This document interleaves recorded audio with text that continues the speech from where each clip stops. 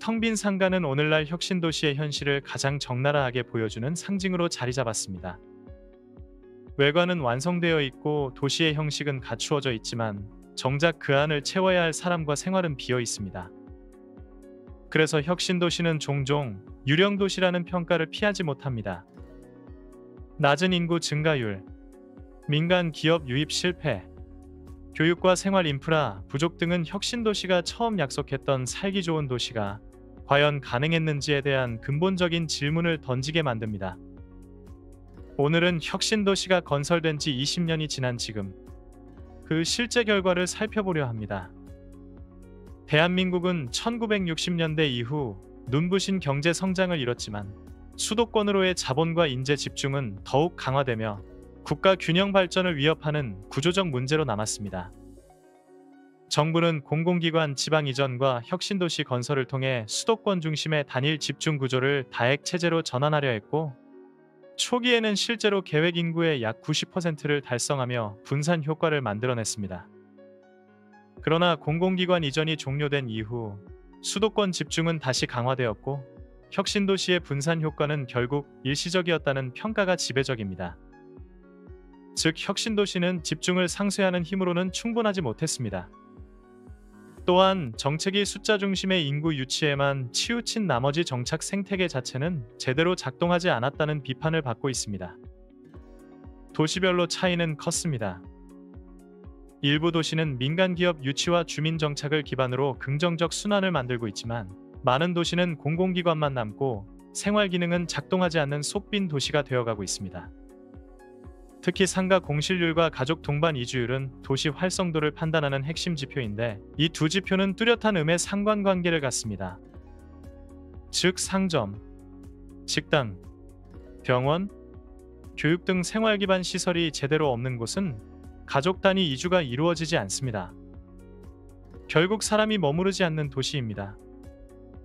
광주 전남 혁신도시는 그 대표적인 실패 사례로 자주 언급됩니다.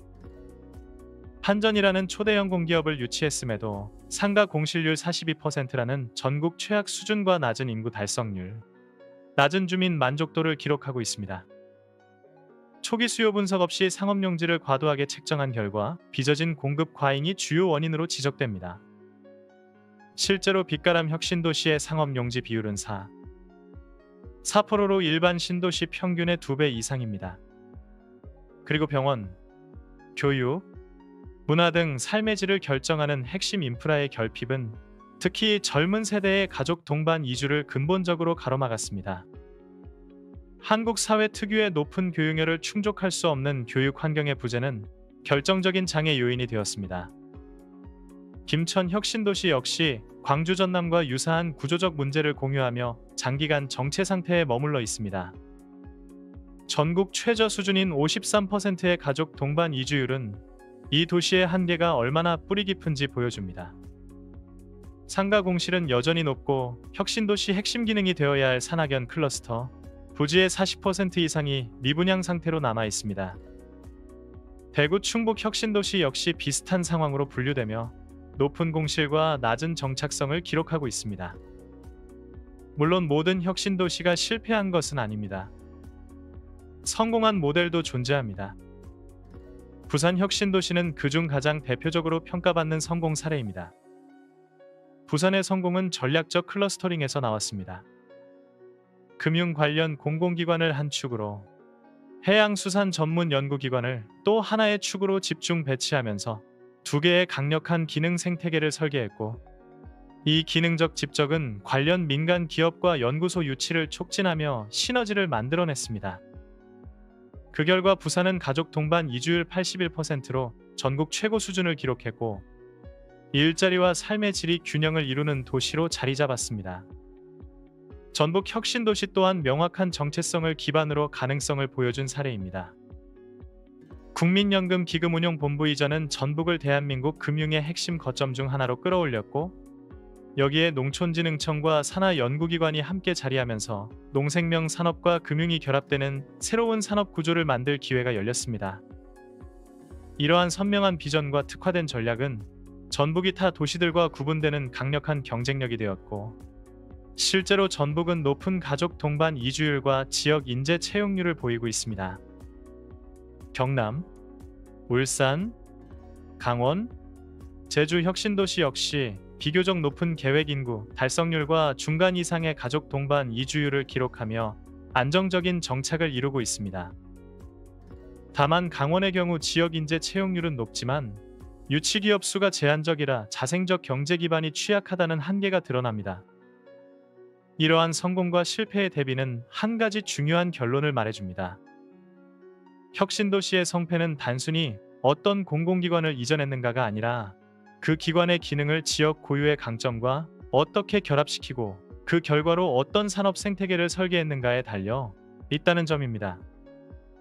한편 혁신도시와 별개로 추진된 도청 신도시들도 유사한 문제에 직면해 있습니다.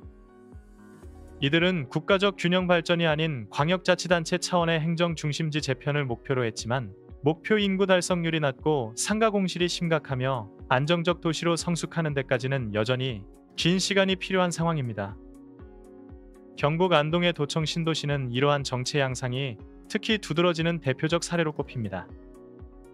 목표 인구 10만 명에 한참 못 미치는 약 22% 수준에서 정체된 경북 안동 도청 신도시는 인구 증가가 사실상 멈춘 상태입니다.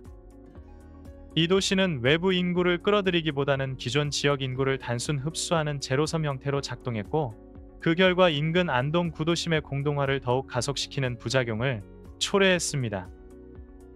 상가 공실률이 50%를 넘는다는 점은 이 도시의 생활에너지와 경제 활력이 얼마나 부족한지를 그대로 보여줍니다. 충남도청 신도시는 꾸준하지만 매우 더딘 성장 경로를 보이고 있습니다.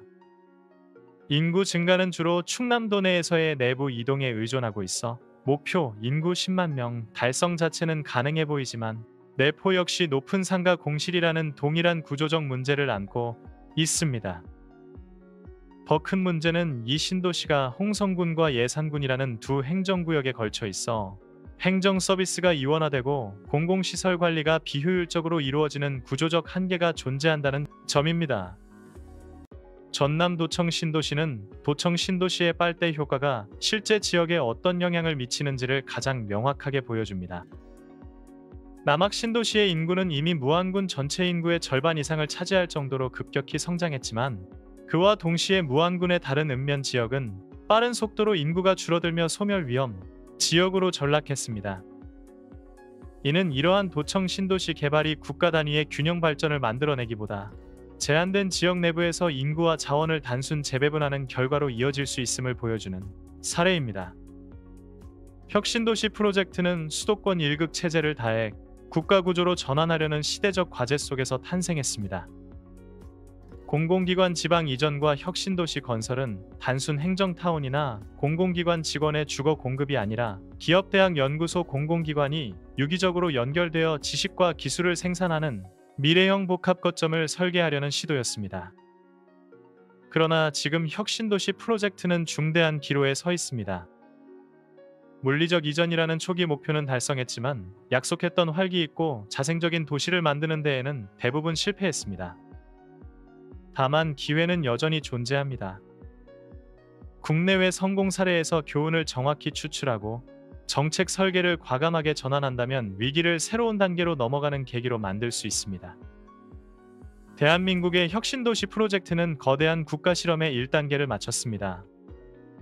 이제는 단순 건설의 시대를 넘어 도시를 창조하는 시대로 이동해야 할 시점입니다.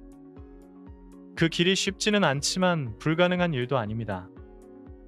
부산과 전북에서 우리는 답을 일부 확인했습니다. 자신만의 명확한 산업 정체성을 구축하고 이를 기반으로 생태계를 구축한 도시는 충분히 새로운 지역 성장 모델이 될 수 있습니다. 영상이 도움이 되셨다면 좋아요와 구독 부탁드립니다. 다음 도시에서 다시 찾아뵙겠습니다. 감사합니다.